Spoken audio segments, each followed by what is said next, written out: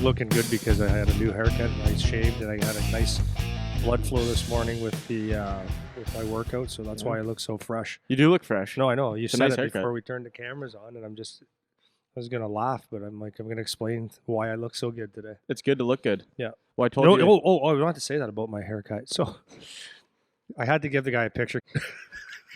Swear to God. Okay. So you had to show him a picture of what? A picture of roughly what I want, because I try to explain it and it's like, come on, dude. But he's convenient, so that's why I go there. And anyways, so he thinks he's done, and my eyebrows were kind of sticking out all over the place. And I usually do it myself. And yesterday, I said, hey, could you give the eyebrows a little trim, dude? Like, come on. So he goes, yeah. And I'd never seen it done like this before, but he took the clippers, is that what they're called? Yeah. And he went straight across my head like that. And I'm thinking, oh no. Yeah. I thought he was giving me like a rookie party Yeah. shave. So are they too thin? No, I didn't notice. Oh, really? I Okay. didn't even notice that until you said. Now that you said it, it looks like you trimmed them. But I didn't notice until you said it. Really? Yeah. Yeah. So- So he was doing it. I was going to punch him in the head.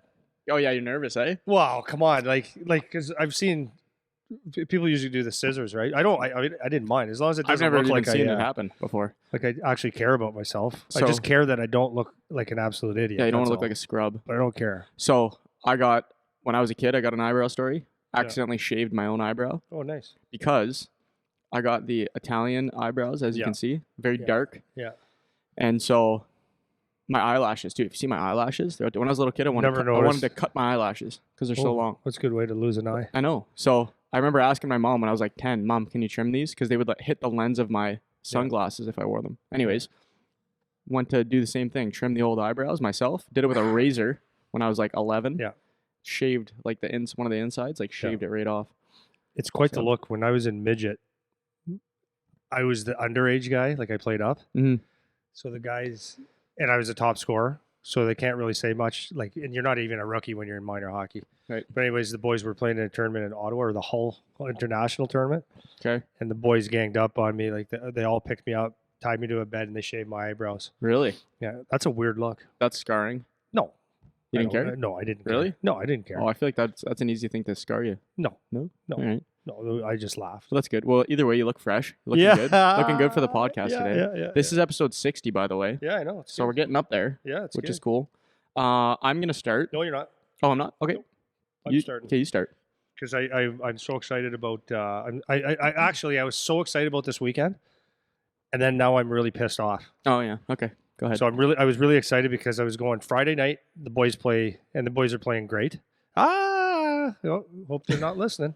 They're playing great, but they had a couple lulls. That's what happens, right? They had a couple games where they could have been maybe better or whatever. But I'm not cutting you up, boys. I love you.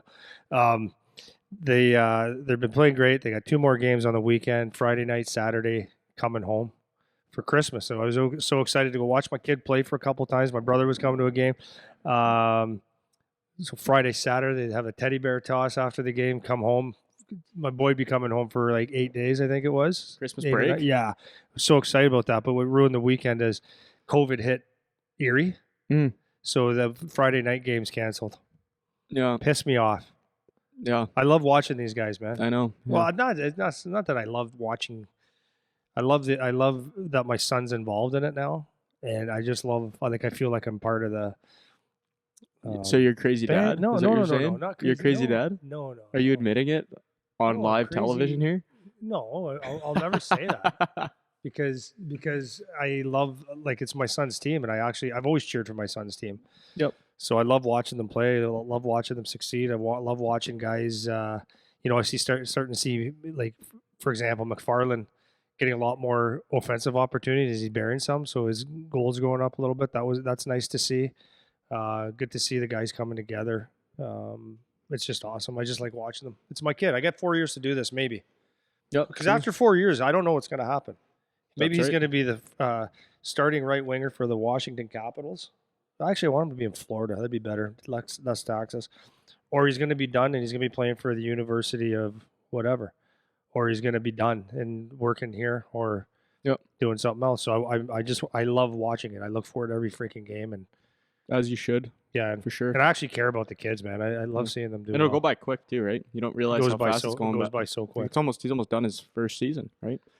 Is it halfway mark? Almost. When did playoffs are March? April. Oh, playoffs don't start till Well, April. this freaking COVID's going. It might start in June. Playoffs don't start till April. April Really? 2nd. Yeah, I think because it started later this year.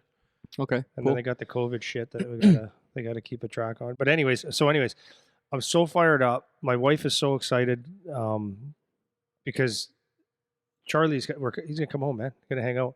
Got some ice, like nothing crazy, but we got ice in the mornings for 5 of those days that he's home, 6, where he's gonna come out with a few of the guys that in the OHL. We're gonna skate in the morning, just keep the legs fresh. Not that it's not like I'm not excited about skating, but it's just like we got that luxury in his life that we can get on the ice and use the gym, right? For sure. But I'm just excited. You know, it's crazy. Like him and I are like shit and shovel. They were so tight. And just the last 3-4 months with him being gone, it's like I've said it before. It's like you get like what do you call it? FaceTime? Yeah, FaceTime at night for, you know, if he's in the mood, if I'm in the mood or mom's in the mood, then we'll talk for 15 minutes and it's nice. Other times it's like 5 and I can see that he's annoyed. Yeah. I get it. Or I'm annoyed. Or you see after a game, like, so he's been asking, hey, after the game, you want to just touch base? So I'm waiting with all the other dads now. And it's like, it's the worst meeting ever. It's just give him a hug and talk bullshit for 5 minutes and then see you later. Yep. But those are the increments of being a dad right now. So my wife is so excited of him just coming home and being around the house, being around the baby, being around just being the clown that he is. And just, we're going to really enjoy this week. Yeah, that's good, man. I can't wait. That's good, man. Happy for you guys. So over the weekend, I had a real nice criticism of myself. Yeah. And I'm going to get your back here. Well, whatever. No, but I was going to read the exact thing, but I forgot to send it. I forgot to send the picture to myself here. So I'm going to give it a Cole's notes. Yeah. So basically there was a clip of you talking and it wasn't about anything in particular. The person commented as if they were talking to you about me. Okay. And they said, wasn't the guy you're talking to a mediocre junior B player? Yeah. He talks like he could have played so much higher. Yep. So which is a valid criticism. And to be fair to the guy. Yeah. So if you look me up and look up my hockey career, you'll see I played 2.5 years in Chatham, had a okay second year, and then I had a really good start to my third year. And then you see just average about a point a game after that. And then when I got recruited back to Windsor, played there, nothing, very underwhelming by the numbers, basically. Yeah. So you mean for the U? For the U. Yeah. Okay. So, and I only played a few years because then I was in school and stopped playing. Yeah. So I'm I want to get your thoughts on it in a second, but just to give a little bit more detail just about my playing career, just for the perspective that I'm coming from, because you can't see if you just look my name up on Google. Yeah. So when I was, didn't get drafted, just quick Cole's Notes version, didn't get drafted, signed halfway through my midget major year to a junior B team after getting cut from all the junior B camps. So I went up, played some games my 16-year-old year. When I was 17, I played my full season. And then you went to Spitfires camp. Right. So as I was going into my second year, I got a walk-on tryout with the Spits. Played in the blue and white game or whatever you call it. And then it was you can play in the exhibition game or you can not, but not guaranteed anything. So I didn't play in exhibition games, and I decided I was going to try to go for a scholarship. Yeah. Because at the time I was getting some attention from Division I schools. Yeah. Went on a bunch of visits with D1 schools. Recruitment stuff was going pretty well. Then in my third year, I got traded. Circumstances don't really matter, but that's kind of where everything started to fall apart in terms of the Division I schools. Yep. And then I got recruited there was a couple U Sports universities that I could have went to, but just decided to come back home and finish up playing. Because it was at that point I kind of realized I should make sure I'm taking school serious, still keep playing, and maybe I'll go play pro or something after. And then when I played university, just like any other U Sports guy, you can go play pro after if you want to. So I could have done that, but I just decided to change and go to school. So I'm going to say this and then throw this over to you is if you're listening to this and you know that about me, you don't have to listen to me. Like you don't have to. There's a lot of people you can go listen to. There's a lot of people that are trying to give advice, I'm sure, that you could find. I think I'm a good example of someone who didn't play hockey professionally, wanted to, but still did some of the right things around the game to make sure I was set up for life after hockey, which is going to be the majority of kids. Additionally, on top of that, looking back as a kid that wanted to play at a higher level and didn't, I can recognize things that were both in my control and out of my control that affected my outcomes. And because I have an analytical type of mind, I like to look back and reflect on it and see what could I have done different. For example, when that trade situation was happening my third year, I had an opportunity to go to BC and play in the BCHL, and I didn't know it was a good league. And I just said no. So I had a coach from Vernon Vipers call me a couple of days before our trade deadline, ask me to go there, and I didn't know that it was that good and that it was way better and that it would have been a good move, right? Didn't know that.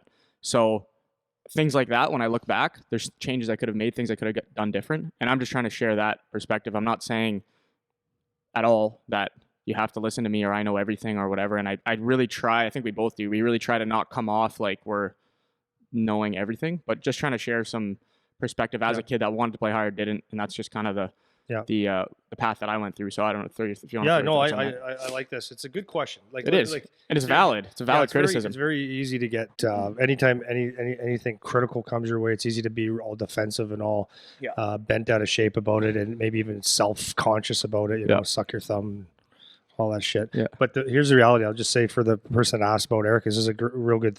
It's a good question, and here's the thing.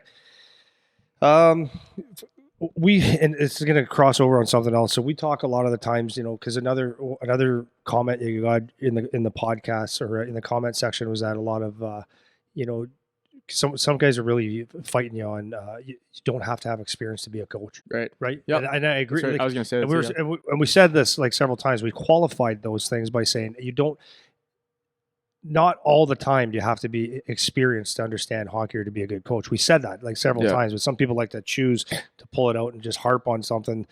Yeah, but. So obviously maybe those people are coaches that didn't play. Yeah. Or but that's okay. Fight, like it's okay. Yeah. It's okay. So just to go back to that, a lot of I feel that in order to have a real good feel for the game, like the ins and outs and stuff, I feel experience is better. Yep. To have played at a certain level, like I can only imagine what it's like coaching in the NHL or being a head coach in the OHL. Did I say OHL first? No. NHL or OHL or college. I can only imagine what that's like. And I'm not saying like because it's so awesome, but I'm talking like the pressure, like the whole thing. You can only imagine. Yep. But I can't imagine like I don't know because I've never done it. So that experience I can't share. Right. I coached in the OHL, wasn't a head coach though, but I coached in the OHL, played in the OHL, but so I can have a real good relatability of what it's like to be in the OHL. So there are several coaches, like for example, in the OHL, Chris Lazary in Saginaw, he decided to be a coach and he immersed himself in coaching. So he got some experience in playing junior B, but he's like an excellent coach, like excellent coach. And very well respected coach. There's John Cooper in the Tampa Bay Lightning. You can't find good hockey stats on him, so he didn't play anywhere.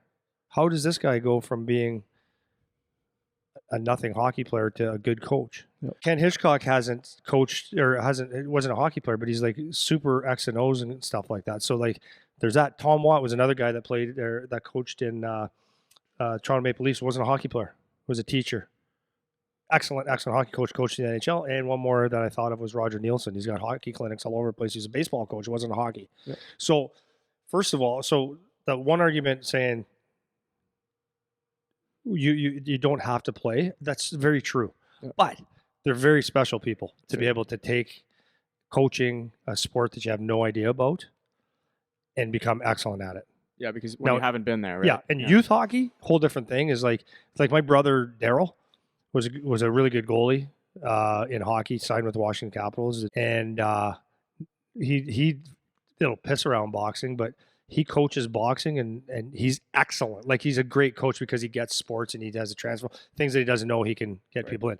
So I said that because one thing is there's some people that were saying like they were kind of arguing the point that you don't have to have experience, and that's very true. But for the most part, experience is better. Yep. It just is what it is. Because when playing in the OHL, like the reason my son has like a lot of things that he can transfer he sees coming before they happen. The reason he's Not prepared for it. Prepared Yeah. is because we've talked so many times. I told him, when you go to camp, this is going to happen. When you play in a game, this is going to happen. When you get in this situation, this is going to happen. You know, and all these things to prepare him. A guy that never played in the OHL does not know that feeling when you're going on the ice and someone gives you a snarl or you run someone. What is actually going to happen? How guys feel and stuff like that. Does that make sense? Yep. Is that convoluted? Nope. Okay. Good. So that's that. So the experience thing. So that kind of works with you in a sense of what we're talking about. So first of all, for the person that asked the question, a lot of the times, I'm just going to back up because Eric was a customer of mine. I've seen him grow up. So when Eric played hockey, was he the best hockey player in the whole world? Absolutely not. Was he good? Yes. Was he hard worker? Yes. He was really, really committed. That's what I can say. Really, really committed. Some guys make it. Like, I can say this for a fact. I was more talented than you. And I worked hard, but I was not as committed as you were. Mm-hmm. So I made it because I was more talented and I practiced and all that stuff, but I wasn't as committed as you. So sometimes guys make it to a higher level only because of talent, not because of commitment. Sometimes guys just don't make it, despite of everything they try to do. They could be the hardest working guy. They could do everything right, but it just doesn't add up to being to getting you to where you want to go. Right place, right time. Just doesn't work. Yeah, it just doesn't work. There's gaps or whatever. So that does not make someone the important thing from your standpoint is that you were a committed hockey player, and I'll go into the quality of hockey player in a second. You're committed more than most guys I've ever seen, and you were through your hockey, through your university, and today. So the principles of being committed and learning and all those things is probably more beneficial than just being talented. Yep. So I would rather learn from someone like yourself, who is humble, by the way. When you say things, it's not because you're arrogant and you're not trying to be a know-it-all. You're saying it from a perspective that it's basically what it takes, how hard you have to work. Because you've seen guys in here and all the guys that I train who don't have the commitment, and you see what happens. Unless, for example, like Zach Cassian, he's just super talented. He's just so good. And you might look at him in the NHL. He's not that talented. No, he's super talented. Yeah. So it's almost like, excuse me. It's almost like if you your talent supersedes your commitment sometimes. And there's so many guys, like there's certain guys that are just going to make it anyways. And we talk about stuff like that. So that's number one. So the other side of it is you can't look at someone's career. You can or you can't. It's up to you. But just the numbers don't add up sometimes. Do you know what I mean? Yeah. Playing X amount of games. Like if you look at in my stats and stuff like that, it doesn't say in your hockey stats that basically I missed a year because I had a broken ankle. Right. They don't write all the details to make you feel better about yourself. Like it is what it is, right? Mm-hmm. So anyways, who cares about that? I was around for when you played, or I was around when Eric played. And here's the reality of it. He had, especially when we just opened in here, you had half dozen schools, D1 schools, taking around on tours and talking to. That was there. So that's, well, why didn't you get one? Well, I was there when you also had that knee injury the year that you got traded. So in 1 year, when you had all those schools looking at you and you were excited about it, I'm going, wow, those schools are good schools. You had some big schools talking to you and doing the tours and stuff like that. No one talks about like your appendix bursting and knocking you out for a little bit, and then coming back and waiting for that trade that you wanted to get in a different situation. And then no one talks about what you did to your knee, but it was significant enough to miss a significant amount of time. And no one talks about that kind of being your demise, where the schools are watching. And also, where is he? He's okay. He's injured, not playing, injured again. And it's like people backed off. So when you came back, were you as good as you were? I don't know. Who knows? Doesn't matter. Doesn't matter. You may have been, you may not have been. It doesn't matter. But people are hot on people for a while, and people get cold on people for a while, right? Yep. So you got to strike when the iron's hot, and maybe the iron wasn't hot anymore. Who knows? Yep. But anyways, it was really good, and good enough or not? Who knows? Who knows, man? Right. The bottom line is that you did everything you could to get there. You worked through some injuries and stuff like that, and you went to the next level. So you get to the next level of university, which is very good hockey, by the way. And if you look at those stats, well, you're probably the only guy in the team that actually took school full time. Yeah. You weren't taking, what was it? Yeah. What's a shit course? Oh, like any kind of liberal arts. Okay, you're not degrees where taking it's- liberal arts where if yeah, you don't go, you could just doesn't steal matter. those from someone. Yeah. You took engineering and electrical engineering and computer engineering, and it's like stuff that, like, when someone designs a rocket, it has to be. There's no write an essay about it. It has to be exact. And I remember you talking about going through this because I see you. Speaking of commitment, so if anybody, this guy would come into my gym when he was doing placements and stuff like that. It didn't matter. He was working with me, for me. He was going to school, playing hockey, and everything else he could. And he would time manage his time so well. Got to the point where he was coming in before me at the gym, and I'm here early. So he was here at 5 o'clock working out, then taking a quick shower, doing his placements, going to school, and packing and doing some work, packing in days that are hours and hours and hours into his schedule. That's commitment. And that's what I want. That's the type of person I want teaching my kids, because it's the same, or my students, because it's the same thing. Hockey, life, whatever, it's all the same thing. So when you took your commitment from when you wanted to be a hockey player, you made all those decisions to do the right things day after day after day, time after time, even when things weren't going your way. That's someone that I want to take advice from if I'm a kid. And then as you went on in school and stuff like that, like, I don't think anybody could actually understand, because remember Dalton was in here going, this guy is nuts, because you'd get here in the morning and you'd eat properly, like you did everything properly.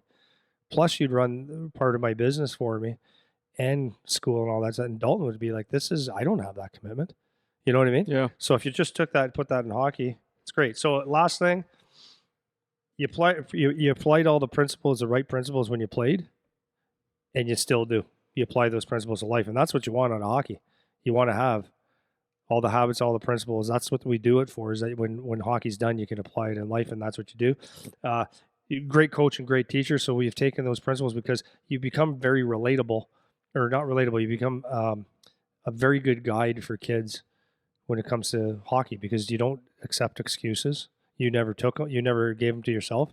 You won't take them for kids. You know how to motivate them. You know how to, and you know how to teach. You know how to take a principle and, maybe, we'll try it this way, try this to get the message across. So that's very important.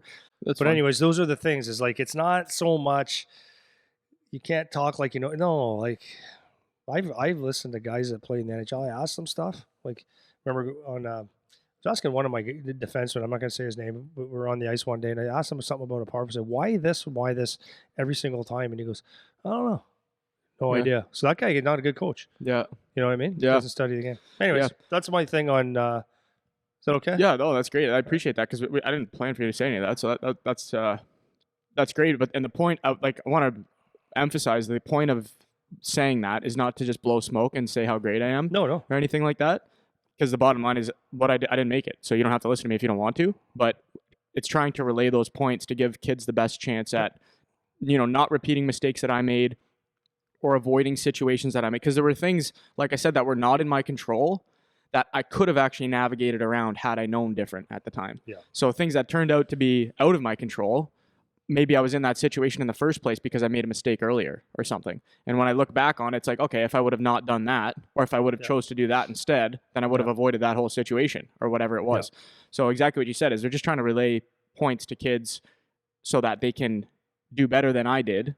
Yeah. Number one, and to get, like you said, some principles where when they don't become hockey players, because most won't, they'll be able to make a lateral move to something and be ready and have skills to do that. Yep. And that's the perspective I'm coming from. And that is going to be the criticism, like that exact comment. This is why I wanted to talk about it. That's going to be the criticism of me till the podcast is over, at whatever point that is. Okay, but you got to look at it also. It's like when Don Cherry speaks, some people love him, and I think he's an idiot. Yeah. Like, not it. Yeah, I do. think I know he's what an you mean. idiot. Yeah, you don't care for what he has to say. To Elliot Friedman or someone like that talking Hockey Night in Canada, and I know that they're media people. Mhm. And when they talk like they actually know something about hockey, I go, please shut up. Yeah. Please shut up. But what their job is to give information. Yep. And to get the pot stirring. Right. And then sometimes I'll listen to an NHL coach speak, and I go, "Are you serious? You're not too bright." Yeah. But they're bright, and some things for some people, some for another. But like, listen, if you there's certain levels of hockey you get to, and it's like, how do I say this? You might look at a guy like Warren Reichel, okay, friend of mine, He was won a Stanley Cup in the NHL. If you looked at his stats, just if you went look somewhere at his stats, you'd say, "Oh, he was just a goon." Get 10, 12, 15 goals in a year on a good year. 200, 300 minutes and penalties. He's just a goon. What does he know about hockey? Well, the guy knows hockey inside out and backwards. So to look at a piece of paper to say, well, he's not much of a career. Listen, man, to get to the NHL, you play one game in the NHL, you know your hockey, or you're incredibly good. And one of the toughest things anybody's going to do is to make $1 in hockey. I don't care what level it is. You come out and make $1 in hockey, playing hockey, you're probably somewhat pretty good. You're good. You know what I mean? For sure. So yeah, it's easy to, but I get it. Like I get the question, and I feel the same way. Like sometimes when I speak, it's like I know that someone could say, well, you didn't play in the NHL. What do you know? Well, it's the same thing. It's the principles. It's the things I did well, the things I did not so well that I could have done better. Yeah, for sure. The things I didn't understand that killed me. Yeah. But I've got the respect of so many, right? Yeah. So many players that I don't have to, justify how I speak. And I'm just giving like my perception, right? Anyways, that's that. So yeah, no, and I think that's exactly what I'm getting across to. It's like, and some people, it's like when I listen to podcasts too, some people just their voice is like, man, doesn't sink in with me, and that's fine. Like you don't have to please everybody, whatever. But if you think the information's valuable, it shouldn't necessarily matter what you think of my personal story. Because you're not going to know it anyways, just by looking. You're not going to know what the story is, Some people just love to be critical, and I'm not saying this person is at all. Well, some people just love to just find something and just, what do you know? The reason I addressed it is because this person didn't come across as being a dick. Like he didn't come across as trying to throw a chirp or take a subtle jab or cause shit or whatever. It actually came across like pretty genuine. Whether it was or not, I don't know. It was just a comment, but I was like, okay, like that's a good point of criticism. Good to discuss it. So that's that. But speaking of our advice, I'm going to go to the next question we got that I wanted to touch on quick. Somebody was asking me, we've put up a bunch of videos recently about coaching stuff and coaching communication, because the episode we did a couple weeks ago was about coaching communication. And a parent asked, and it was too difficult to answer in the comments, so I wanted to get and I wanted you to be the one to answer it too, he was asking, we've talked about it before, but as a parent, when do you step in if you think your kid is in a negative situation? So it was a very general comment, but this person said, my kid has really bad coaching and he's feeling a little bit discouraged or kind of losing the love of hockey because of his coach. At what point is it appropriate for the parent to step in? And that was all the detail that I got on it. So I know we can go a couple different ways. Yeah, but I guess the question would be like, Charlie was in a couple negative situations, not negative, but situations where he wanted to get addressed, right? Yep. Obviously, depending on the age, but you got to get as much information as you can from your child.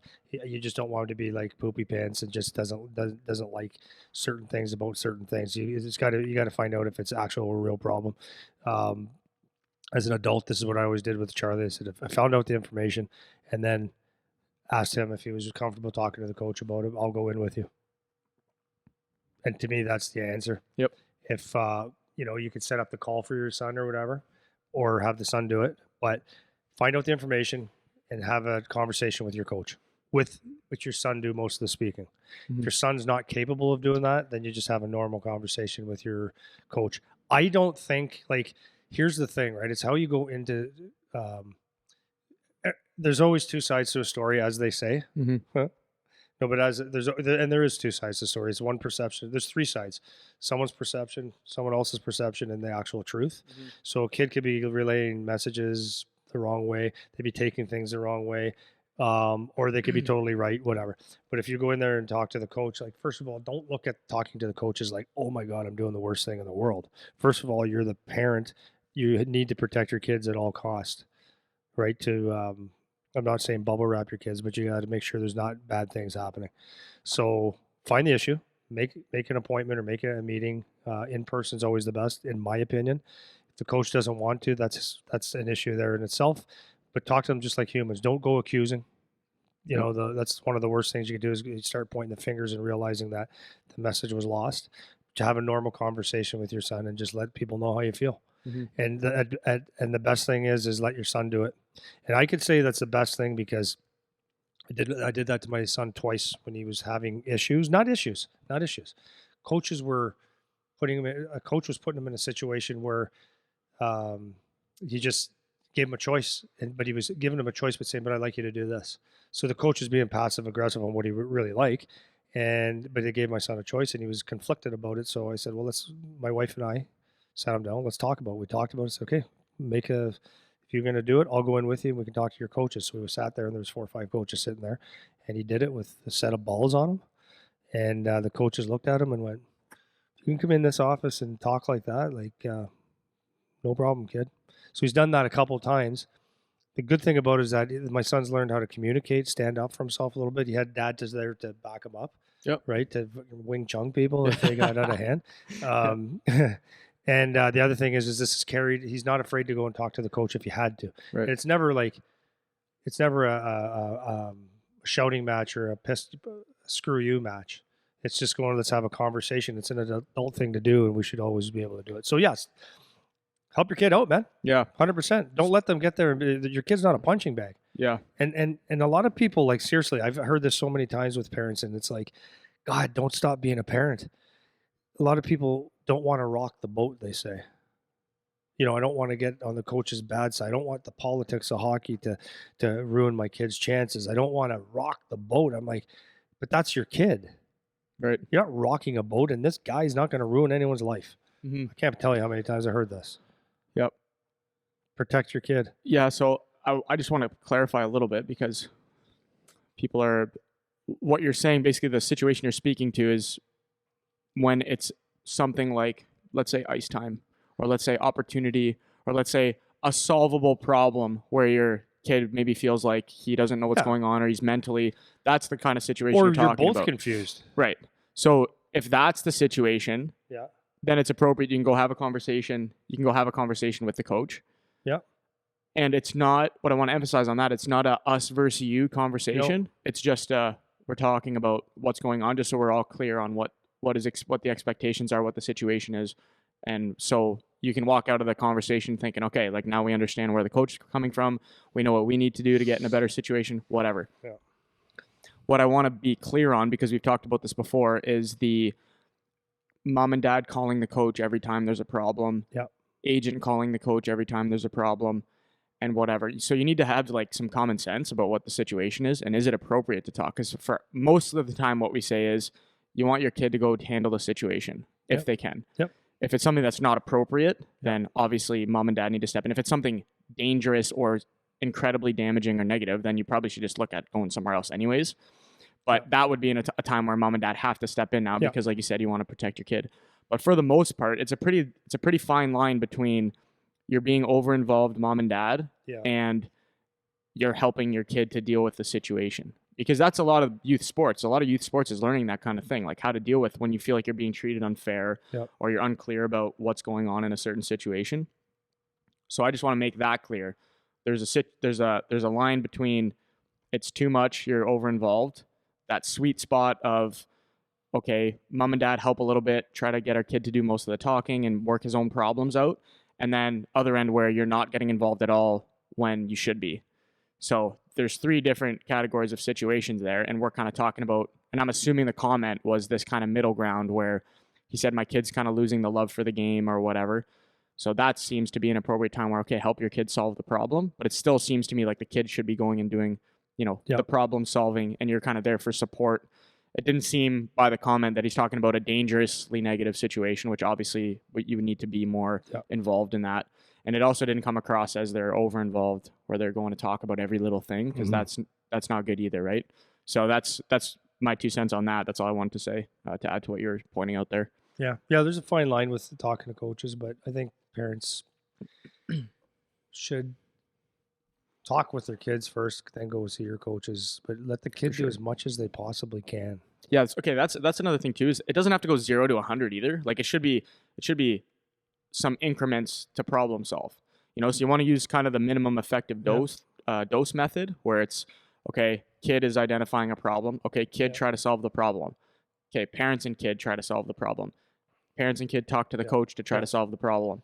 parents step in to try to like. So there's a spectrum. It doesn't have to be you never say anything and then all of a sudden you're going in and screaming at the coach about whatever situation, right? Yeah, So it's not the most effective way. no. So you have to have some common sense, obviously, with how you're dealing about it or dealing with it. So without knowing the circumstances, that's kind of the guidance I would say too. So Yeah. that's that. Yeah, so that's interesting. Yeah. Start the topic for today or what? Well, no, I want one more thing. Okay, go ahead. NHL and the Olympics. Oh yeah, yeah. We were talking about this. Yeah. So like this is unbelievable. Like people like the media just they love a good story, right? They just love to massage something to make it whatever.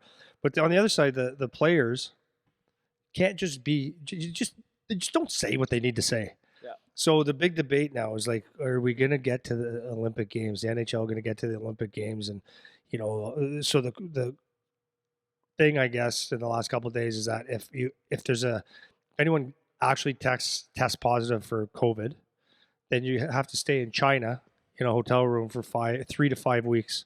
That's the protocol that they have. Yeah. Okay. So then they're asking all the players, how do you feel about it? It's like, okay, I'll answer the question for all the NHL players. Okay. I'll answer it for you. Yeah. No. Yeah. No. Yeah. We got the guys saying, you know, I don't have all the facts. All the just skating around all the bullshit. Yeah. It's like, no, you don't want to go to China to play in the Olympics if there's a chance that you have to stay in a hotel room. I don't want to stay in my house or in my yard or in house to the business and back for 5 weeks if that's the only thing I do. Yeah. Let alone stay in a hotel. And you're going to tell me you're going to stay in a hotel and your team's playing back home and you're going to watch and yeah, right. Mm-hmm. Like the answer is no, we don't want to go. Yeah. Of course. Yeah, of course. Right? Yep. So my second point of that is I don't even like the NHL. I know people always look at me and go, come on, what don't you like about it? I don't like it when the NHL guys go to the Olympics anyways. Mm-hmm. Now, is it good hockey? Yeah.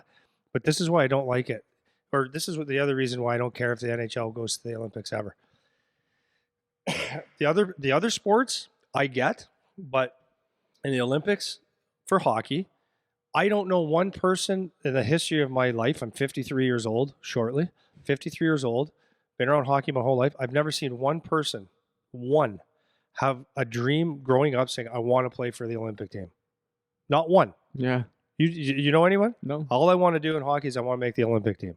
No. Every guy that plays hockey wants to play in the National Hockey League. That's where their number one priority is. Going to the Olympics is a cherry on the it's cherry on top. Yeah. Cherry on top. That's good. Makes you feel good. It makes you like feel special. Yeah. It's a nice experience. It's good things, but it's not your dream, and it's not something that like my friend Dave Steen, who won a bronze medal in the decathlon, he wanted to be in the Olympics. Yeah. He sacrificed his life making minimum money. He was the second highest paid athlete by Nike in the 80s, outside of Wayne Gretzky, and he said it was $14,000 or $12,000 a year. Gretzky got all the money. Yeah. But anyways, he sacrificed. I know what he did. That guy had an Olympic dream. His son just went to the Olympics as a wrestler. He's been, scraping by financially. He wanted to get to the Olympics. That's someone that, yeah, I'm going to go to the Olympics, and then if I have to stay in a hotel for 5 weeks, I've done my dream. Yeah. But you're telling me Sidney Crosby, Drew, whoever the freaking guys are, yeah, they're sitting there like, no, I want to go to the Olympics. This is the most important thing in my life. No, it's not. Yeah, yeah. And the Olympics used to be, like, way before you probably even noticed, the Olympics were not for professional athletes. I remember Miracle on Ice. Yeah, that's right. Yeah, that's right. When the U.S. beat the Soviets. Yeah, that's right. All college kids. And it was all the same with the Canadians. Like, it would be guys like that would get called up and play on the Olympic team, and it was a last minute thing almost. No, not really. They had an Olympic team, but it was. Well, it sells more when you have the NHL guys. And they played on the Olympic team because they couldn't play in the NHL at the time. Yeah, that's right. It was a development program. Yeah. So it's just like And then the other side of it is I don't know how good it is. I don't know one thing. Like, I understand the National Hockey League says that it is a good way to promote their game throughout the world. I don't understand that. I don't see how that's such a great benefit. But whatever, let's say it is. But if other than that, I don't understand one reason how it benefits the NHL. Well, like a player goes over there. Yeah. If a player goes over there, I think Tavares did it the last time. He went into the World Cup or that, and if you break your finger, when you're out for 3 weeks when you come home. Is that a benefit? I don't get it. Well, I think your debate, you like, obviously you're taking the player perspective, and from the NHL perspective, like the business perspective, it is beneficial because if you think about for the NBA, like China's their biggest market, right? So if you can expand the NHL to be popular in some of those other big markets over there, Yeah, I get that. then that's the consideration. That's why like Gary Bettman's thinking of that. He's not thinking of Tavares breaking his finger. No, I get that. So I understand why they want to do it for entertainment value. Yeah. It's more fun to watch when the best players are playing, obviously. Yeah. Like the last Olympics that the NHL guys didn't play? I didn't watch one game. I think so. I didn't watch one game, which I probably would have if I knew Crosby was playing, because it ends up being States, Canada, Russia, Finland, Sweden. Those are the... They might get a shocker here and there. Yeah, right? Check or something. Whereas if those guys don't play, now it's a little bit more of a spread, whereas some of those other countries now are actually competitive. And you might get Uganda that wins the Olympic gold medal. Literally, right? So if you're watching for that reason, then you're going to want the NHL guys to go because it's more fun to watch. And you know it's probably going to be Canada, States, Canada, Russia, US, Russia in the finals, whatever. But from a player perspective, I agree with everything you're saying. They don't care about playing in the Olympics. It's nice to play in the Olympics. Well, they say they do. It's weird. But you qualify. You care after you're in the NHL now. Because like you said, it's a nice accent aigu on your career. You know, you got a gold medal at the Olympics, sick. You get to go represent Canada. Wasn't your dream in life, though? Yeah, that wasn't the most important thing. If you play in the NHL and never play in the Olympics, you're still totally satisfied. Yeah. You know? Yeah, your dream is the 35-pound tin can. Yeah. Well, I said that to a lot of the kids, like, because people want as much as they can, right? Like if someone, like Charlie was asked to, what was it?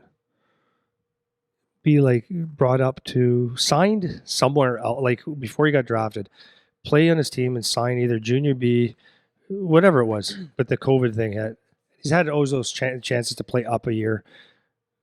And when people ask me, I said, listen, man, this is his team right here. That's his team. That's who I want. That's who and I did say, Jerry, focus on that team. So, because the last thing you want to do is walk up to this team, play good, come back here and start looking at guys like, just be that guy. Now, listen, if he wants to play on the World Juniors, under 17, under 18, all that stuff, of course, and I hope he can. But, what I keep getting in his head is I said, you'd be the best Guelph Storm. Don't worry about the other shit. Go and be the best player on the Guelph Storm that they could ask for. And focus your time and energy and just dial it in, right? Just dial it in and be the best. And there's no distractions. This is your number one main focus. And this number one main focus is so that you can launch yourself to the next level. Yeah. Don't get distracted, man. All the other noise, man. Yeah. It's just always people's opinion and stuff anyways. Mm-hmm. Yeah. But it's good. He's got 3-4 years to do that. Mm-hmm. Draft year in 2 years? 3. 2023? What is it, 2021 right now? Yeah, 2023. So he's 3 years before his draft, so 24. So this next year, the next year. Yep. So 2024 draft. Yeah, well, so we're going to talk about that little late birthday, right? Ah, is it like my segue? Yeah. Not bad, eh? Late birthday. Yeah. So he was his birthday last week, was it last week? December 6th. December 6th? Yep. And then Zugi on his line mate, Zugi just turned... So he's the first round import that they had, and he just kid can shoot a puck, by the way. Bar down, man. Every goal I've seen him score is bar down. Every time. Awesome, Shoot, man. Awesome shot. Yeah, he's good. But yeah, the late birthday. So it was interesting because last week it was funny. Most people look at it at the beginning or early stages or by research as a negative, right? Mm-hmm. And I wanted to talk a little bit about that today because it's there could be, obviously. So like some of the things that you look at when someone's a late birthday is obviously, and well, if you read the book Outliers, it draws it out pretty good. Like basically, most people in sports are born in the first 3-4 months of the year. Most people that succeed in things are born in certain times of the year according to their sport or whatever it is. And there's an advantage. Well, why is there an advantage? There's an advantage because, especially in the early years, you're like, so Charlie, when he started playing hockey at 5, 6, and 7, well, while the guys were turning 5, while the guys were turning 6, he just turned 5. Yeah. And it was at like a year behind in development. That's physically, mentally, emotionally, all those different things, right? So you would think, okay, so you're way behind. And in a lot of cases, that would be true because you would be, you're just weaker. There's a big difference between a 10-year-old and a 9-year-old. And you can see it in the gym, right? When a Yeah. kid goes from bantam to midget, Especially for peewee to bantam, boys. Yeah. man, it doesn't look like different humans. So Yeah. that 1 year could be a huge thing. So then what are you actually doing? You're probably, most likely, if you're a late birthday, you're probably struggling to keep up with the kids that are born in January, February, like probably. It's not coming as easy. You're just developmentally possibly behind. Socially, they've just been around Yeah. like a lot longer, Yeah. even in a short period of time, right?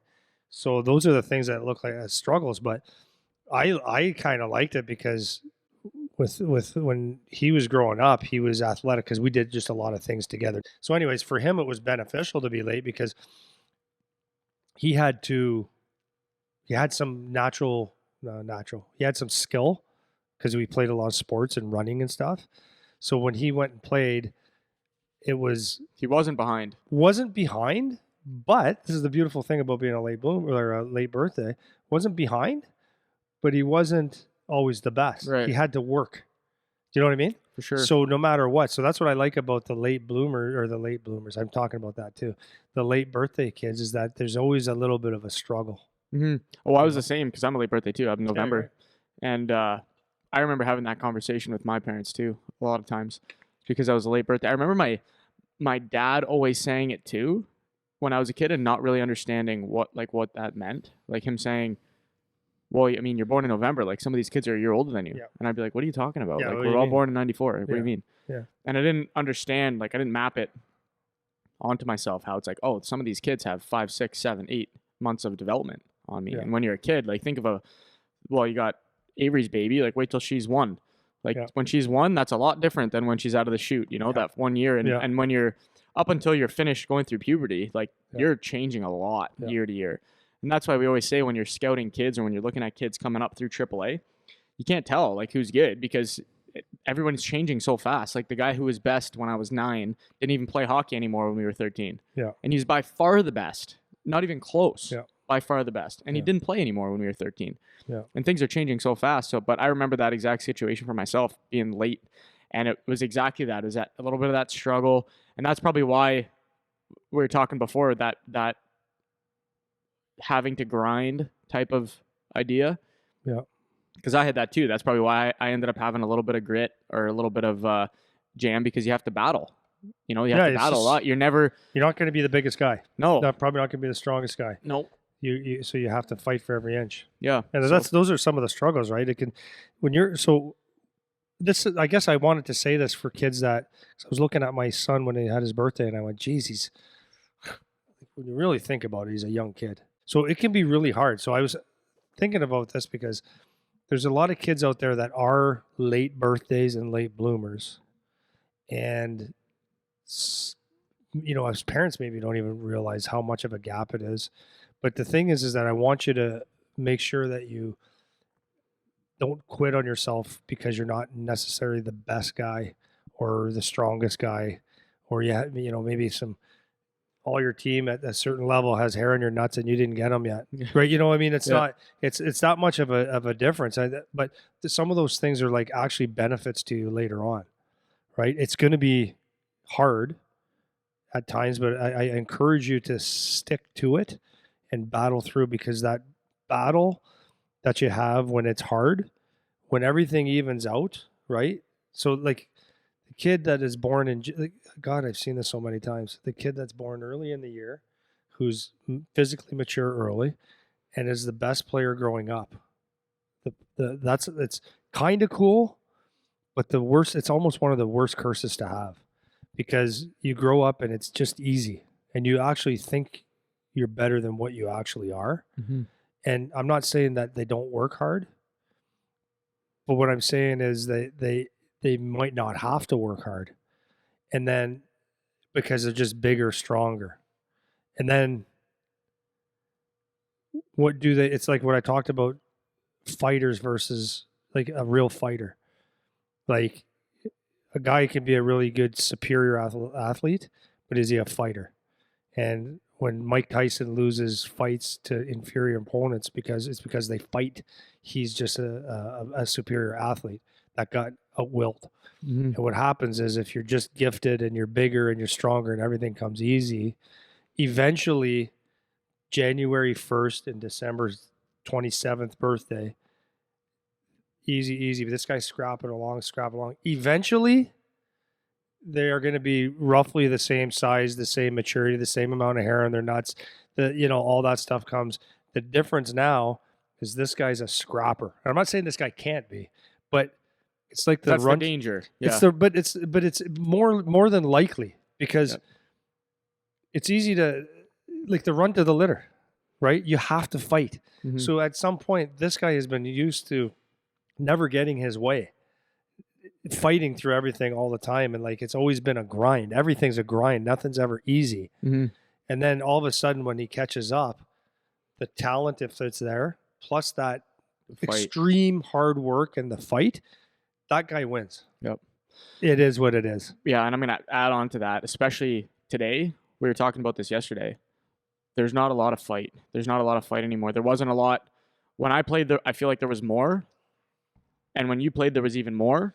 Yeah. Now, it feels when you watch, it feels like there's not a lot. And if you have some of it, even a touch, even just a little bit of battle with you, with how you play, or just as a person, it seems to me at least that you'll have a big advantage because you're willing to do that. So if you can hang on, if you can just, and obviously I want to qualify, obviously there's exceptions, there's overlap, there's the kid born in December that doesn't battle, and there's the guy born in January that does battle. That's an animal. There's all of that's true, obviously. But on average, the reason a book like Outliers can be written is because on average, there's patterns that we can see and there's patterns that we can identify. And if you can hang on enough as a kid that's late, it's a good motivator, especially for mom and dad, to relay to your kid. Because like I said, I remember my dad telling me that, just like, you're late, man. Like, you just got to keep working. You'll catch up. That kind of thing is going to be something that could be useful. So you don't feel discouraged if the kid that's born in January with a beard when you're 13, you're not still with your girl voice, you know, and you're like, well, how do I beat this guy? And you'll beat him one day. One day you'll beat him. Yeah, one day. You know? Yeah. So you just got to keep working. Yeah. So speaking of that, and I would agree a lot of the times that the guy that has a little bit of bite to him now sticks out like a sore thumb. Like I agree. Yeah. It's weird to me to watch games where guys, it's not even a thought to get physical. Like it's amazing. But one guy that sticks out in mind, I'm not going to say his name, but a guy that I trained for a long time, was a really high pick, and I've been able to watch him 4 or 5 times now, and I'm saying, wow. And I'm going to say this early birthday. He's a guy that had everything easy. So he was a talented kid, but when he didn't like a team, he'd move. Did that 5 times. Eventually played on a really good team. So it was the easy draft year. Gets drafted really high, but I watch and it's like, wow, where is your bite? But I'll tell you where it is. It was back in Adam and Pee Wee when Dad didn't like it when you weren't winning games, and you didn't like it because it wasn't going your way, and you were able to pluck and leave, go to something easier and go to something easier and go to something easier till it was the way you wanted it. But that's just not how it is, because there's some hungry dogs out there. Yeah. And I see it, like, it's glaring to me that there's a lot of talent, but there is zero bite. And and you know what's funny is because I know who you're talking about, and I remember when that kid was a kid, he had bite. He had jam. Yeah, but Dad can take it right out of you. I know, and that's what I'm saying. So you keep taking the path of least resistance all the time. Yeah. And that is what the danger is. Again, qualify. There's guys that can do that and they have bite, whatever. Yeah. But I'm saying if you keep taking that path where you never have to battle for anything, this is how you end up with the reputation of like the Toronto kids, where it's like they got this guy complaining about this agent calls for this. They're soft. They don't want to battle. They're entitled. They have this attitude like they're the best thing since sliced bread and all that kind of shit. This is how you get that kind of reputation, because you keep going easy. Then as soon as you're hit with one thing that's hard, as soon as your coach makes you miss a shift, as soon as you get scratched for a game, as soon as somebody rocks you in the corner for the first time, you're just like, don't know how to deal with it. Yep. You know? So, and again, I don't like lots of exceptions, but that guy that you're talking about, that's a really good example, because I thought this. I said it to you after I watched him a couple times. I was like, man, have you seen this kid play yet? And you said you hadn't yet this year. I watched a little bit, but yeah, not I was like enough very underwhelming. Yeah, like what the expectation I had was way, way, way higher. You know. So, yeah, man, it's so true. Like, it's just a saying, but it's so true, right? Like, your character is revealed in tough times. Your character is revealed when things aren't going your way. That's who your true self is, and your job as a hockey player is. I always say this: the better hockey player you are, the better you make the guys around you. It's not vice versa. No one's job is to make you look good if you want to be an NHLer. Yep. You have to take it upon yourself and make the people around you better. Sorry, not to go off topic again, but just pulling back to the coaching thing, what we talked about earlier, when does mom and dad step in? Yeah. This is kind of a point that I was trying to make before it ties into this, is just let your kid battle the adversity. Yep. You know, if it's something, you need to know where to draw the line, obviously, but let them battle it. Let them fight it. Let them have to figure it out. Being on a poor team is not adversity. Right. That's not adversity. Yeah. Wanting to be on a better team is not adversity. Mm-hmm. That's you're a suck. Yeah. You're a little baby. Yeah. Is what you are. Yeah. Learn how to win with that, or learn how to pick your team ups. That's what I think. Well, because at the end of the day, we've talked about this before too. It doesn't matter. Like, if you play on a bad team, play on a good team, either way, like you're either good enough or you're not, and you'll be found or you won't. You can try to move 10 times to whatever team you want. It might work, but it might not. Yeah. It's not like it's consistent that it always works for everybody. No. You know, so. Yeah. Well, the other thing with being a young guy, there's it's a challenge, man. Like, actually, I'm gonna do a cross reference here. I was just gonna say that a lot of the times when you're at the late birthday, what happens is you miss out on a lot of development. You can, right?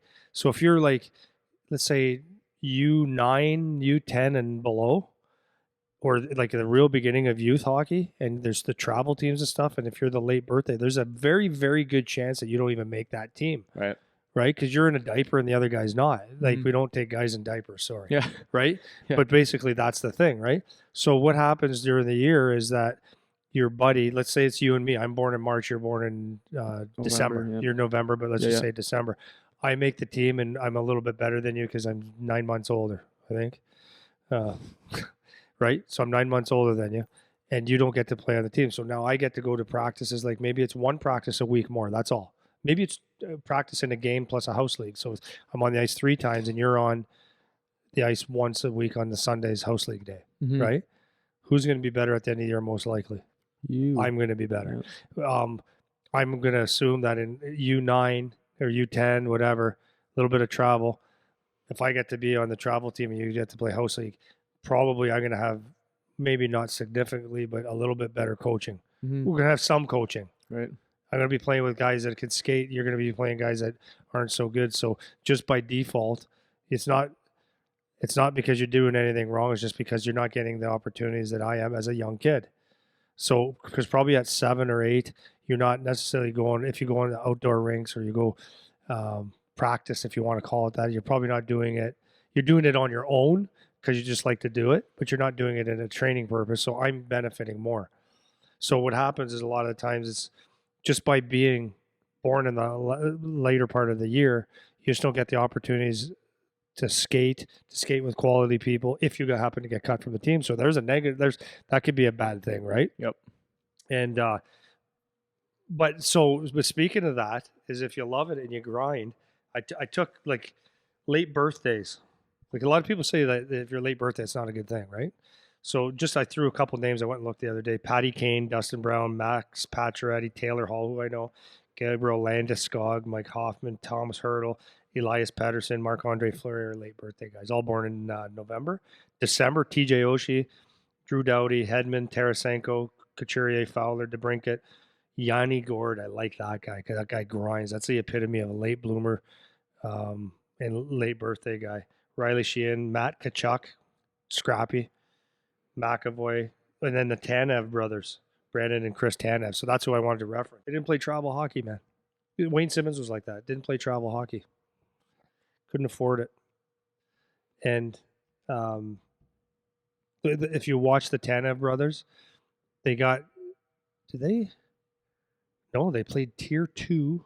They didn't get drafted in the OHL. They were getting, I think latest you possibly could, you could get a scholarship. So 20. And I think they Yeah. didn't even know. I don't even know if they Where went they there. play OJ? Where'd they play?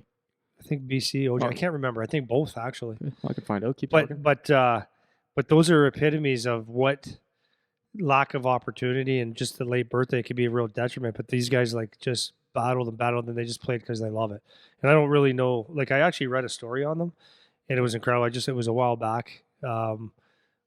Couple of the guys like Zach talks about them a little bit. They're like just scrappy guys. But so yeah, my point to those guys is that if you watch a Brandon and Chris Tanev play, it's relentless puck pursuit. It's blocking shots. It's like passion. It's like the epitome is of I'm born later in the year and I've got to fight through this and battle for everything I got. And I'm a late bloomer to boot, so I have to fight even harder. Like every second of every shift, it's an absolute all out sprint. Yep. It's amazing to watch, and that's what that's what I'm saying is like. So if I'm going to put my money in a battle, who do I want on my team? Someone I'll take that late bloomer, that late birthday guy, because I know like it's his innate that he's gonna just give you everything he's got. Everything's on the line. Yeah, so I just looked up Brandon Tanev. So he's playing with Seattle. So he played Toronto Nationals, then Mississauga Reps, which would have been his draft year. Yeah. Played Markham Waxers in the OJ for a year. Okay.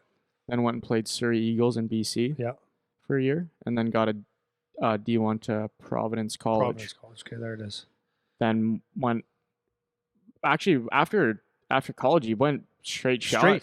Straight. I know. So he was about under a point a game until his all 4 years in NCAA. Yep.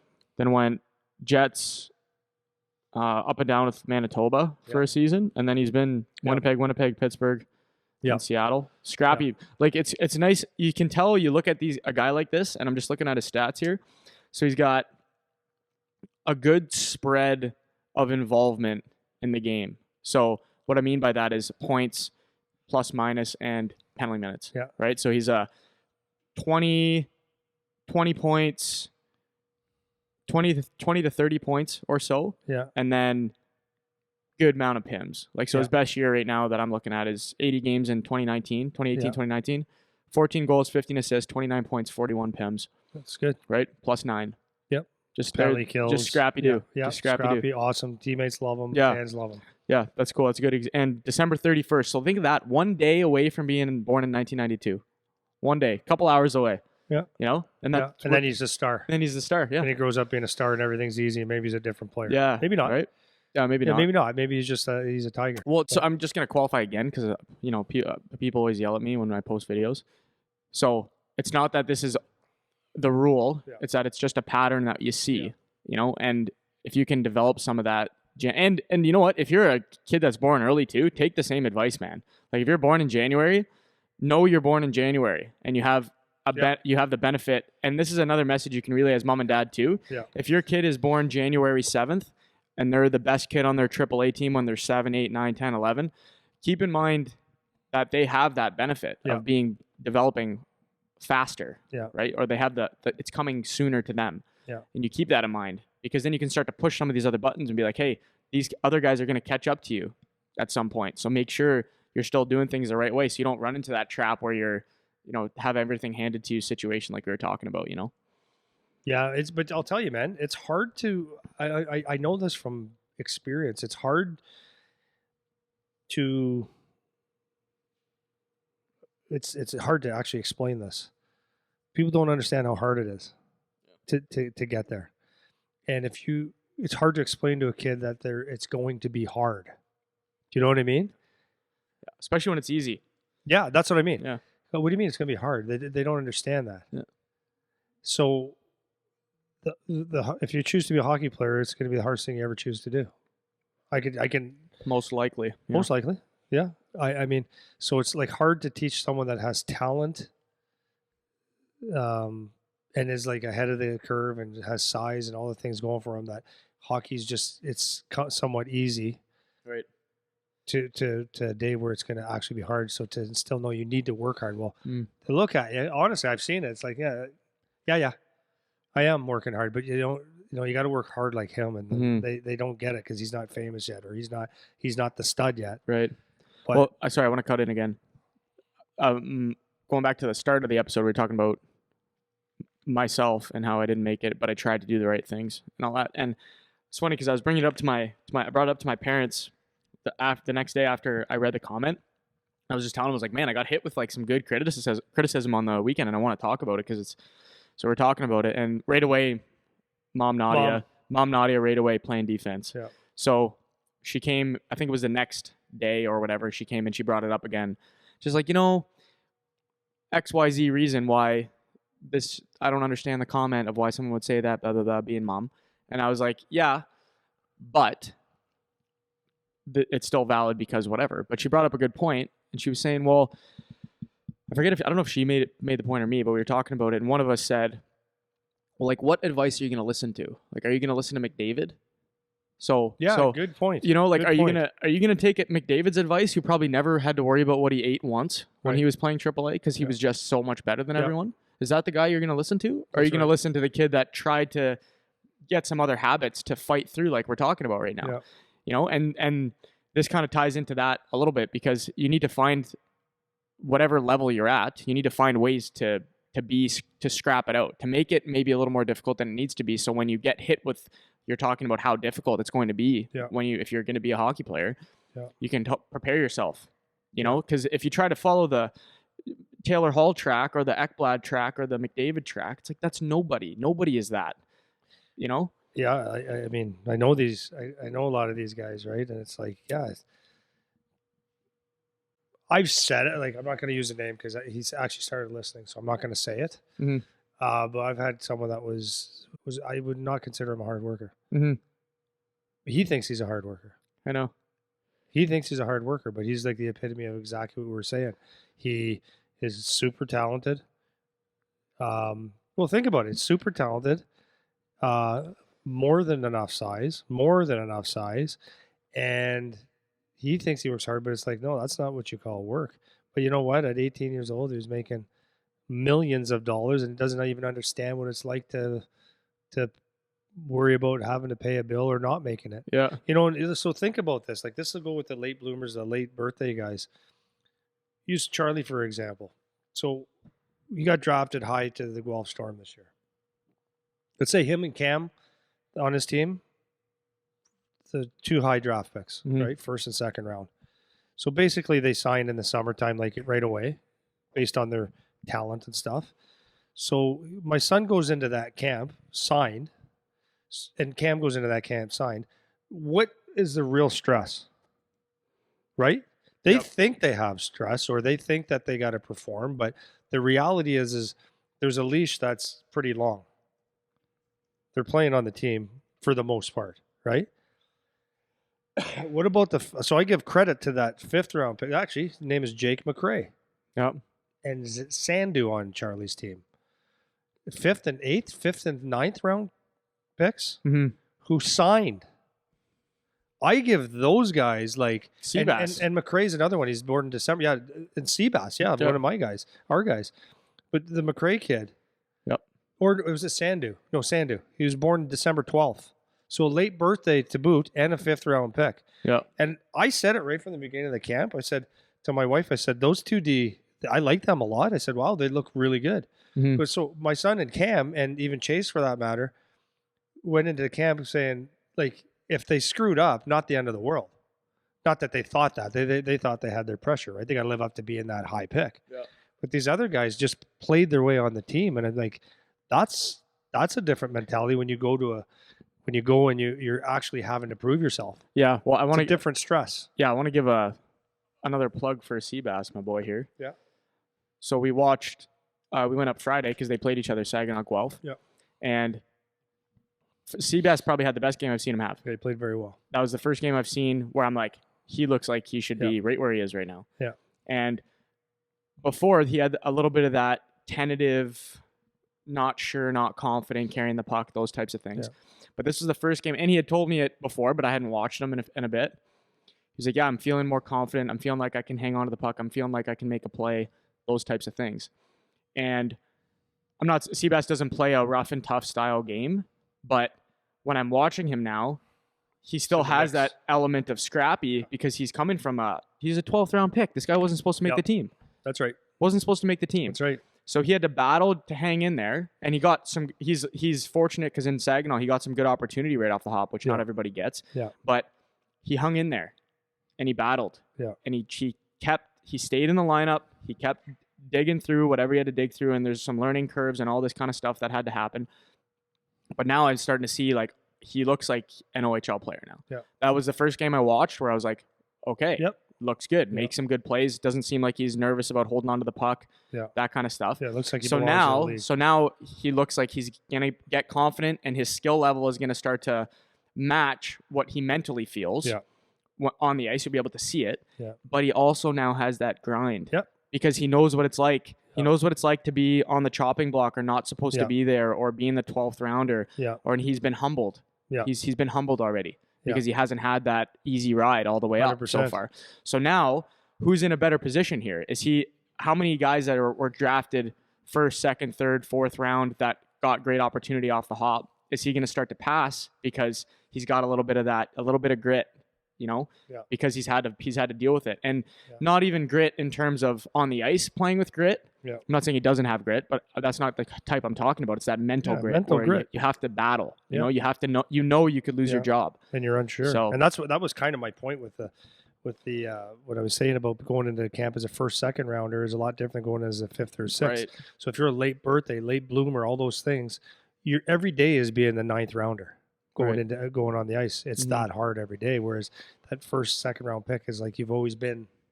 So you imagine having the mindset, so it could be frustrating, right? You just never know if you actually belong, right? That was me. I know that was exactly me because there was always every team I played for until I was 16 when I played my midget year. And there's two things at play. One could be most of the good players were now gone because they moved on to a better level. That's one thing. When you play midget, it's not the highest level.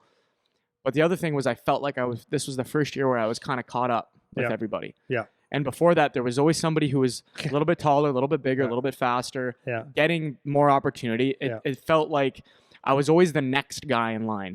Yeah. It was never my turn. I was always next in line. Yeah. And that's how it felt all through AAA. And when I started to get my first taste of, this feels nice to be a go-to kind of thing and feel like I'm, in the mix for being one of the better players. And that was exactly how I felt playing. Yeah. All the way up until I was into junior. And then again, in junior, it happened again, right? Because I didn't get drafted. I was a guy that signed as a free agent, whatever, more or less. Went to Spitz camp, same thing. It's like, I'm not supposed to be here. Like, everyone knows I'm not supposed to be here. It makes me feel like I'm a faker. It makes me feel like a fraud. They're filling gaps because they need guys or whatever, Yeah, but I talked to them and they were actually very interested. Well, whatever, but it's just the feeling. It's the mental feeling, right? And that's how it comes across. So, question, before, not to distract you from your point. No, it's okay. Is so as a parent now, would you rather have your kid born late or early if you know all the things that you know now? So I'm late every day. You think so? See, because I would say early. No. I would say early as long as you can teach. You're still teaching them the lesson. I love my son's position. You like it, eh? I do. Mm-hmm. I will take 100% a late birthday, late bloomer guy. 100%. Because it's the work. You'll never. I don't know. But what if you could be born early and teach the work though, right? So it's like I was saying, the point I was making earlier, right? If you're born in March, so now you have the benefit of the early development, like you were talking about before, and if you can be a good coach and a good parent with that kid and be like, listen, man, like you're early, early. Okay, so I looked at another point of view. I still want him late. Mm-hmm. You know why? Because if he's playing midget this year instead of the OHL, minor midget this year, there'll be a lot of talk about him. Mm-hmm. Goes to your head. That's a good point too. All this stuff comes. That's an interesting. You know what I really liked about it? I really, really like about it. The late birthday thing is that he's always been a top guy, but there's always some doubt. Mm-hmm. Where does that doubt seep in? So it seeps into him. And what does that doubt make him do? Either makes him work hard or quit. And I like that part. Yeah. I like the fact that he looks at somebody and And he goes, he's pretty good. That's some of my competition. I gotta bust my balls. He doesn't realize. I don't care. I can say he's mature, not mature enough to understand the difference. Right. When he sees a kid that's 9 months older than him or 10 months older than him, like essentially a year older than him, he's comparing them. He goes, they're the same age. Yep. That's pissing him off. Doesn't realize that if he was born 3 weeks later, he's a year younger. Mm-hmm. So I like the fact that it's always in the back of his mind, like, I got to grind here. Yeah. And he grinds. So I'm going to end that part, and just because I just said about the grindy part, I just want to say, like, you never know who's going to make this in hockey anyways. And late birthday, early birth. Like, obviously you could have the hardest working dude in the world born on January 1st, and he could be the biggest and strongest, but still be the hardest working guy. Yes. And you could have the complete opposite December baby that doesn't, whatever. Yeah, no jam. Yeah. What we're saying here is you just never know who's going to make it, right? You could be big, you could be small, like the Yanni Gourde guy, late birthday, never drafted. Mm-hmm. Like nothing's going your way. Small guy, but you watch him play and he's hard. But the point, the other thing I wanted to say was, we talked about this with some kids the other day. You never know. So we're talking about that scrappiness, right? So why is it there's guys that, like, I'll give you a name here. Not drafted, undrafted players. Let me just pick one. Artemi Panarin was never drafted. So all these experts out there watched this guy for years, and they didn't think he was good enough to play in the NHL. Not 7 rounds, not 200 and whatever players. No one thought he was good enough to play. He's a star. No one knows. That's my point, is you might think that you know, but you don't know. Why is it that there's so many first-round picks first-round picks get a lot of leash? They get their games. I got one on the wall there, right? That didn't play played 14 games. Well, actually, another one right beside him. Played 35, right? So you don't know. They're projected as first-round picks, best in the world, and they don't make it. And then you got guys like Artemi Panarin, Matt Zuccarello, Neil Pionk, Yanni Gourde. There's Mark Giordano, a captain. He's been almost probably 15 years now. Everyone said he wasn't drafted. That meant no one thought he could play in the National Hockey League, but he did. Mm-hmm. And like I said, you get guys that are drafted really high and they just don't pan out. So my point is, nobody knows who's going to make it. Connor McDavid, yes. Like Sidney Crosby, yes. But after that small percentage, nobody knows. There's so many factors and there's so many reasons. And I was talking to some guys, these are things to think about. When you're playing youth hockey, so my son, I'm going to use him as my example. So he gets drafted, and the book on him, right? The coaches expect him, and what they saw was a power forward going into the next level. So what does a power forward mean? A power forward means that, especially a modern day power forward, means that you are up and down the walls or whatever, like as a forward, you're finishing hits, your strength and your power is overpowering, over-muscling people. You're kind of rough and tough, and you have a skill set to go with it. You can make plays. You have an intelligence of the game. You can score goals. It's a really neat thing. There's not a lot of – they're hard to find a good power forward, right? Like if you look at a Tom Wilson, a Kachuk brothers, those are Cass, yeah. What's that? Cass is a power forward. They're hard to find because it's a different role. Okay, so wow, you're a power forward, Charlie. They want you as a power forward. We drafted this guy as a power forward, more or less. Okay, so when you do it against 15-year-olds, there's a thing that's called puberty and talent level. Okay, so at 15, if you're a good hockey player, like if you got the raw skills, that's one thing. So you get away with a little bit more. It's easier to be that power forward. Does that make sense so far? If you happen to be bigger than the guys, and it's way easier because this is just the fact. In a minor midget team, or U16, I think they call it now, it's not possible to have a bunch of superstars, like top end guys. On a team, you're going to have, it starts falling off real quick. So some of the guys that you're power forwarding against, like if you're a D and I'm running you, and if you're the third set of D, this is not a competition anymore. This is just, I'm better than you and get out of my way, right? So easy to do in midget. Can you take that exact same thing and put that into, like, we'll call it the OHL now? Can you take that and do that in the OHL? Yeah. Okay, let's just see. You ever heard of a guy named Arbor Jacki? He's 6'4", 215 pounds, and 20. You're 15. Oh, now that just sounds like words right now. Or Luka Profaka on Charlie's team. Big, 6'3", hits like a truck, rough and tough. And there's other guys in the league. So now, do you want to take? Are you going to take that role? Because it sounds good on paper and in theory, but this is what I'm talking about: an experience. I've been there. When you're going into a corner and you see Arbor Jacki or another defenseman that's 6'5", 4", mustache, big and strong, that going in that corner and being a power forward, well, you might not be the powerful one now. Right.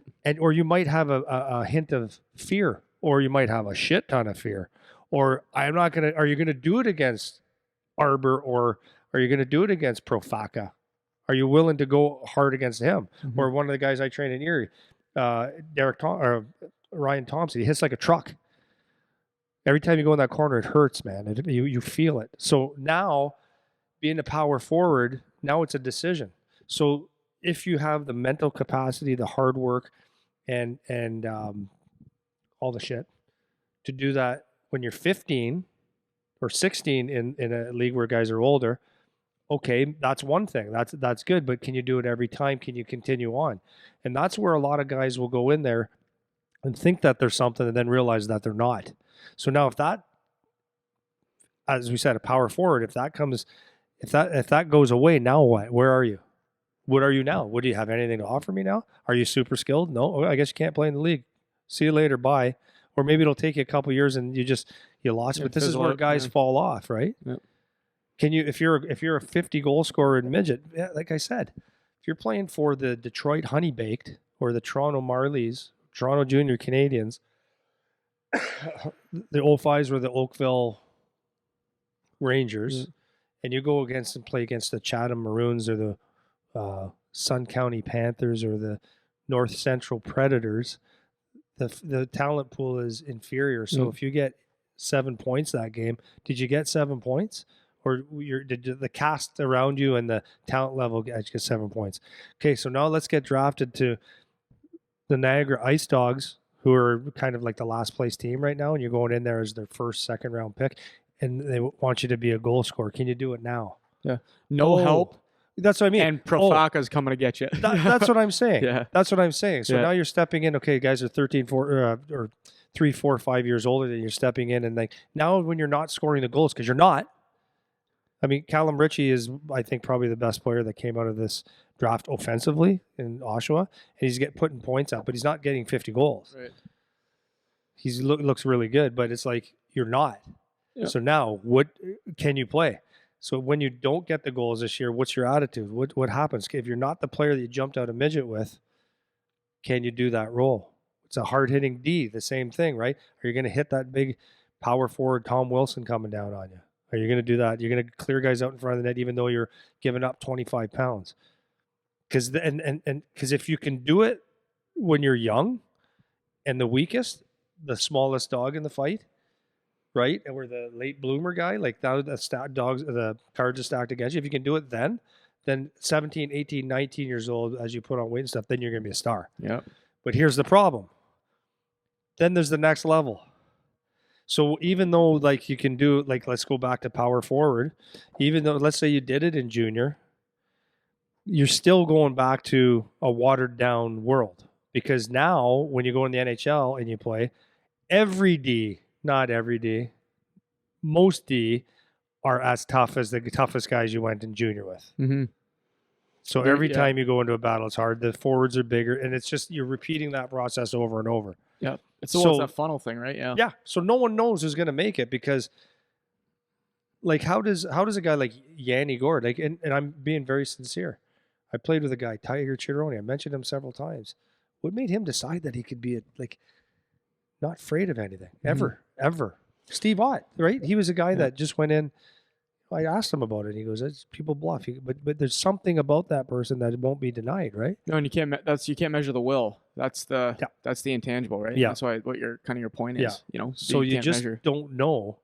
So you can look and say, "Nah, I have the talent, I have the skill." It's like you don't know.